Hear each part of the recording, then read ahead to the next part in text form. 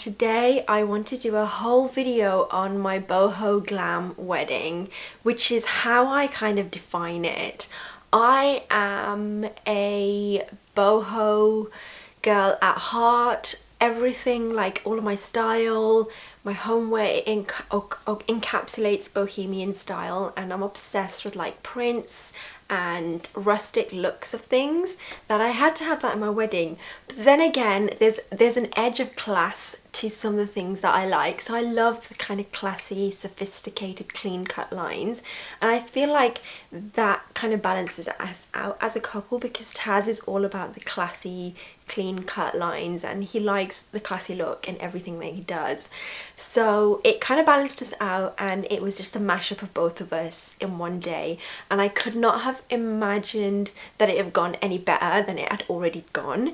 If you haven't already watched it, I will link it down below. I've already uploaded our wedding video. I was gonna have Taz sit down and do this video with me, but then I felt like this is more of like a girly chat, so we're just going to talk about this.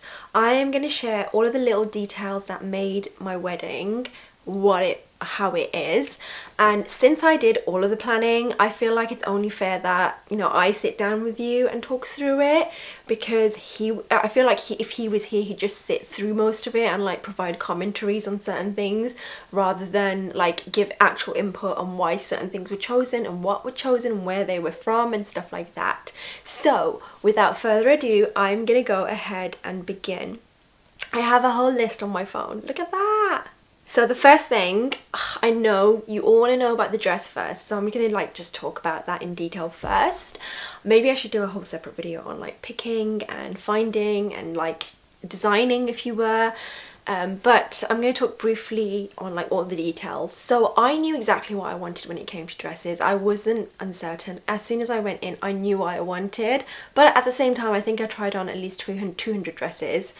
Eventually I settled on an Augusta Jones dress, and it was off the rack, but it was strapless. It was so beautiful. The thing that really drew me to it was the organza on top. I always loved the look of tulle, but it was kind of messy, so I had that bohemian see-through look on the top layer of the dress, but it was that kind of classy, sits beautifully.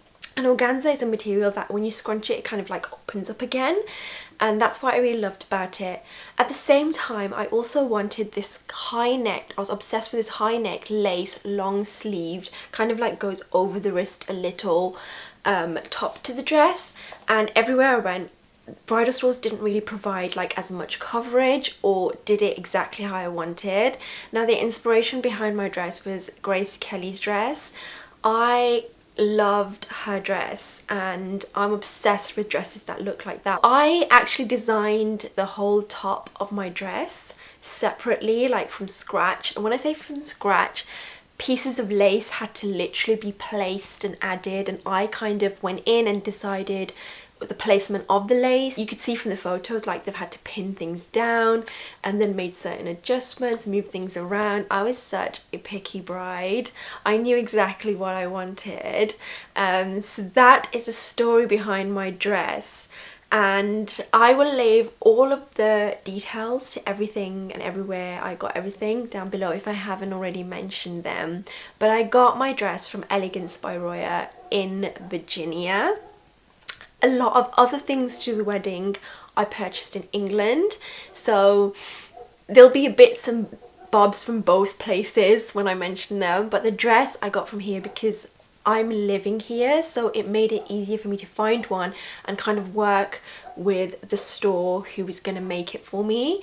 And the dress was such a stressful situation. I think it was the most stressful of the whole thing, because it was so important to me that it was right and it was perfect.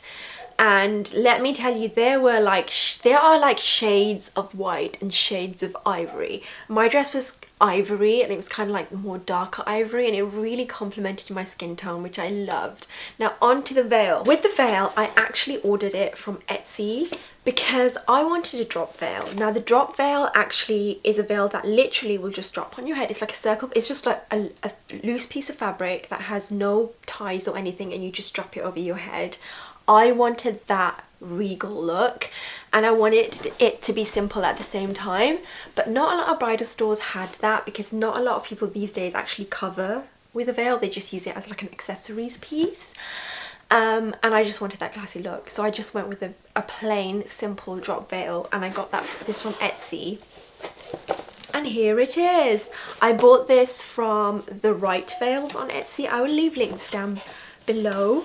I ordered it like on really fast shipping because the processing time was like 7 to 8 weeks or something, and it all worked out. I got it within 3 days. It says USPS priority mail 3 day, and I love the service from them. And I feel like Etsy is a really good place to find veil from, because veils can go up to $400. With my accessories, I'm actually wearing them right now. I'm wearing my wedding earrings. These are halo earrings by Kate and Chloe. So this is added to the more classy look, because I am obsessed with halo earrings. I have always been, but I never had a pair. And these are cubic zeronica, so CZ, but they have the look of diamonds even though they're not actual diamonds, on sterling silver, and I love the way that they shine. They are so beautiful.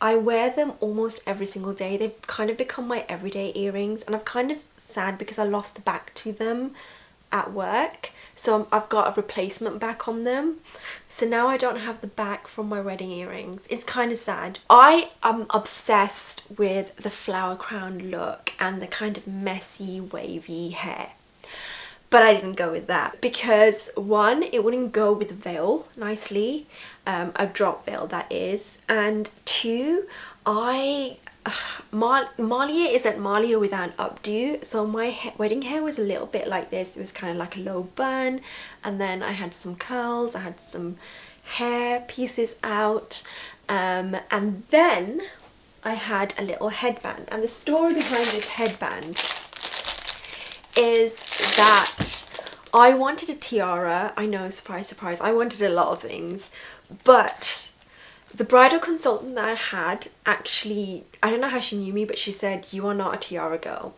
And she proved it to me by putting a tiara on my head, and I was like, nope. So I was originally going to go with a brooch on the back of my hair with a half up, half down, which is also a hairstyle that suits me, but then I saw this on Amazon.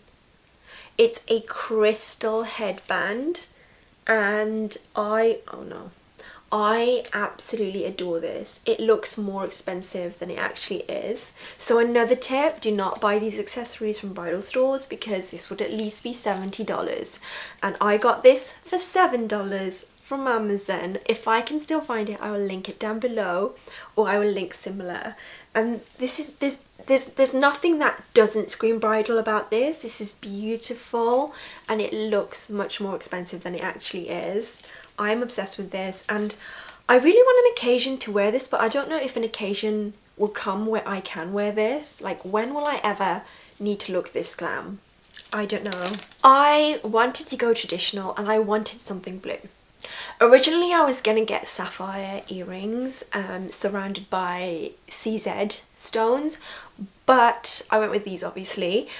But then I thought I'll go with my blue heels. Originally I was going to get proper bridally uncomfortable stiletto heels, white ones with all the crystals on them, but no one really looks at what you're wearing because it's all under the dress, unless you want the videographic film you're putting on your shoes as you're putting them on.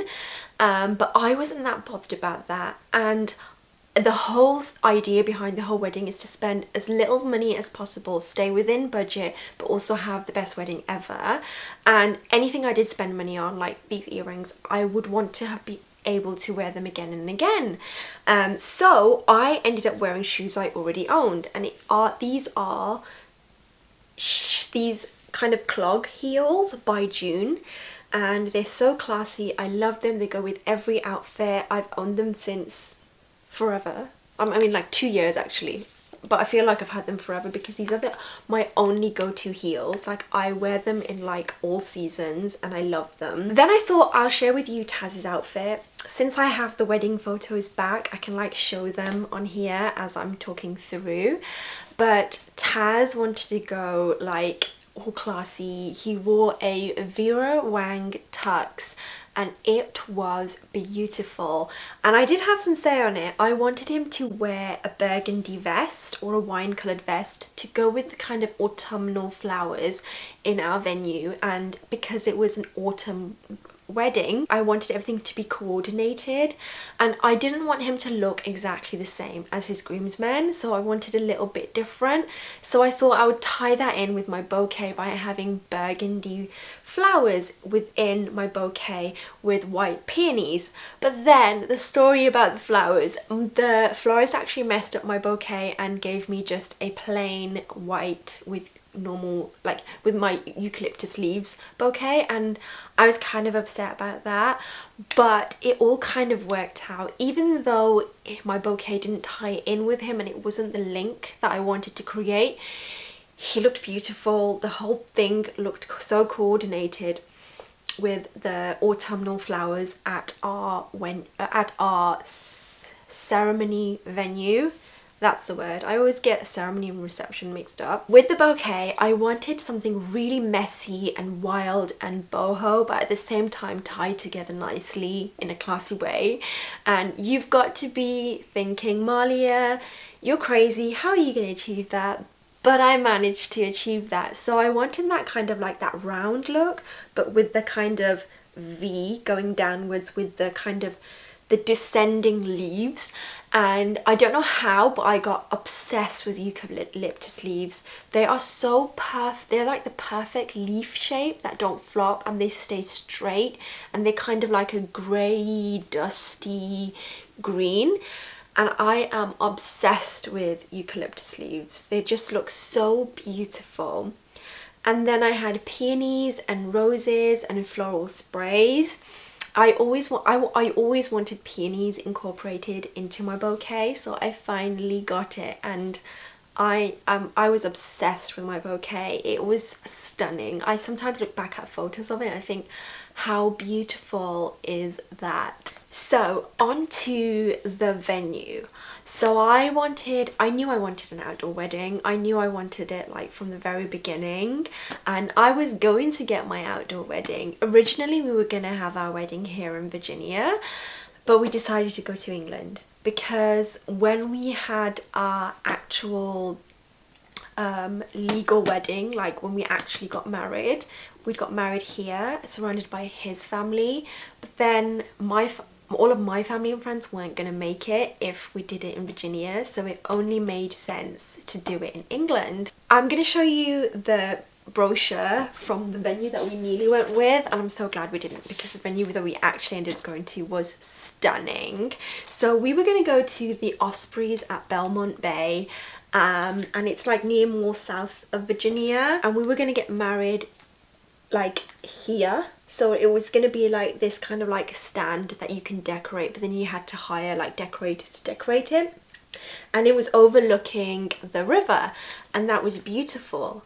But nothing was more beautiful than our Edwardian house and garden that we hired for our ceremony. Now, since we'd already got married, we just thought, do you know what? We don't need to hire someone to get us married. We're just going to write our own vows. And that was even more beautiful because I always wanted to write my own vows. So we wrote our own vows, and underneath this beautiful floral archway with actual real flowers, we got married, and I couldn't have thought of a more stunning venue than that. We actually ended up sticking them into our guest books that the guests signed, which I'll go on to talk about. So this is Taz's. Dad stuck them down and I put a little photo of us, and then this is mine. My vows are a little bit shorter. I kind of made a little like a list of points to have for our vows. Like, for example, like I wanted to incorporate the traditional vows, like the promises that you make to each other and what we originally made in our original legal wedding vows, and then we include our own little twist to it. And I would highly recommend that you write your vows together. I know you want it to be a surprise, but I feel like one of you might end up doing like a funny vows and the other one might end up doing really serious ones, and then it kind of clash on the day and it'll be like kind of awkward. And a funny fact was that both me and Taz kind of messed up our vows because we both lost a little card. He took my card, I took his card, and then we just had to wing it at the end, like towards the end, and like shorten our vows. And at one point I was like, can I start again? And there's like a really funny picture of us, like it's a beautiful picture actually, because it's of me telling everyone, can I start again, and then Taz looking at me. I wanted to originally have like an outdoor reception, but it would have been too cold. That day was actually the last day of nice weather in England, and from then on the autumn was just wet and muggy and rainy, and I'm so glad we actually picked up a really good day to do it on. So we actually went with a mid-range restaurant who had a whole higher space upstairs, and it was stunning. It was the whole one side of the wall was open windows. They had mirrors to reflect the light, and it was just like a beautiful little ballroom with nice wooden floors, just like the one they had at the Ospreys. The only difference is at the Ospreys they had beautiful chandeliers and there they didn't. So I got creative. I never ever saw myself having a traditional Asian, by Asian I mean South Asian wedding, and obviously I didn't. But one thing I really admired about South Asian weddings is their stage. They always had a stage, and I always found them a little bit tacky, to be honest. So I wanted to go with a kind of more basic one.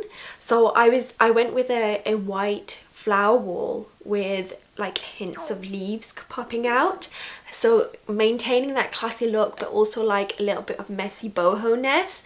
And they were also cut with chandeliers, and in my opinion that was the best stage I've ever seen in my life. For the reception we were going to walk in together, but I still wanted that aisle look, so I went with little trees, so like about this tall, not too tall, probably like 3 foot tall trees, like 4 of them I think we had, or 3 on each side, I don't know. So they created a kind of aisle instead of having like a weird red carpet. I just feel like that just looks a bit odd. So I wanted naked candles, and the venue, a lot of venues don't allow open flames, so I went with fake candles that flickered, that looked really real. And I found them on Amazon. They were remote controlled and they were stunning. And surrounded by that, I wanted to keep it really simple. I put fake eucalyptus leaves that looked real.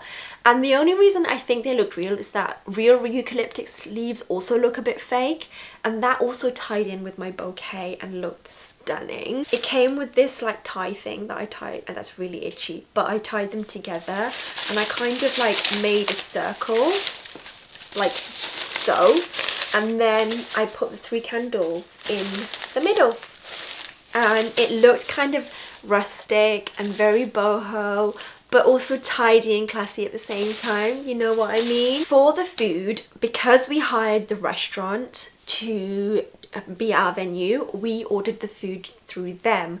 We knew we wanted Indian food. Indian food is my favourite kind of food in the whole wide world, and everybody couldn't stop talking about the food.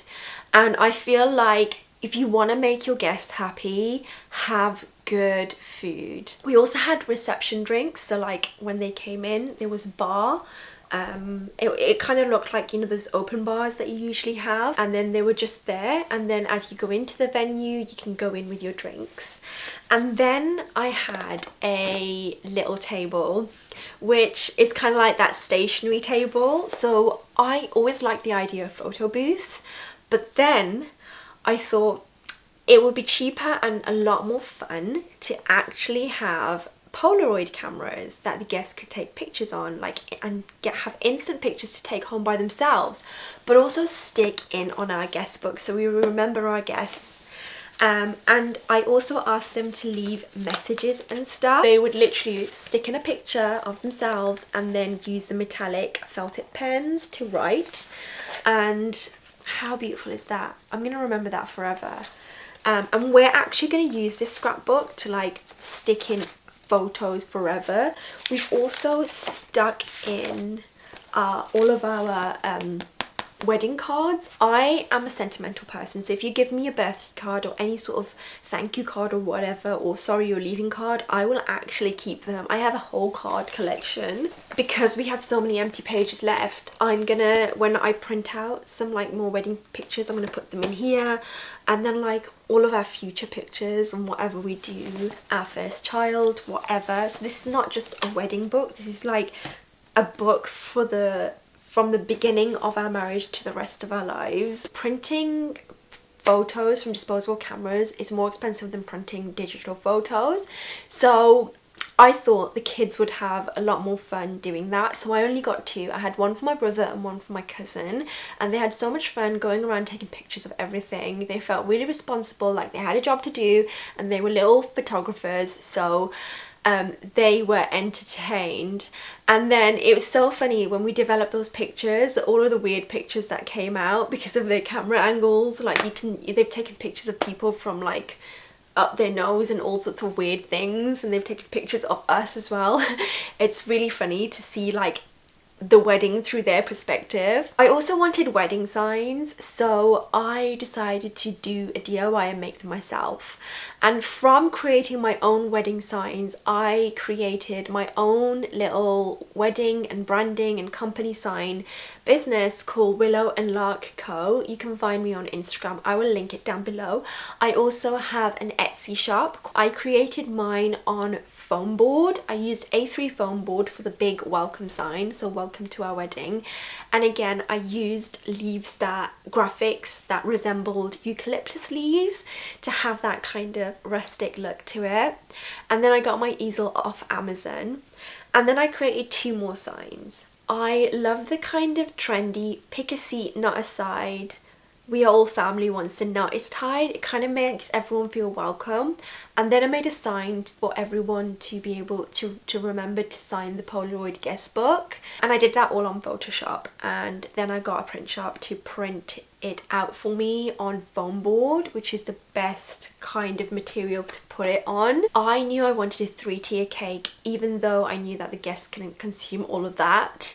And I went with a white cake with gold drip on it. It was so simple, and it had like white flowers and green leaves, and they just looked beautiful. For photography and videography, that's one thing that I was very particular about, and it was a hard decision and a very long decision to come to with who to hire, because ultimately you can only capture the day once. You can never replace that. So I had to be very particular and meticulous about who I picked. I went with Zainab El Harith for my photography. She tries to keep as close to the natural image as possible. I don't like over-edited photos.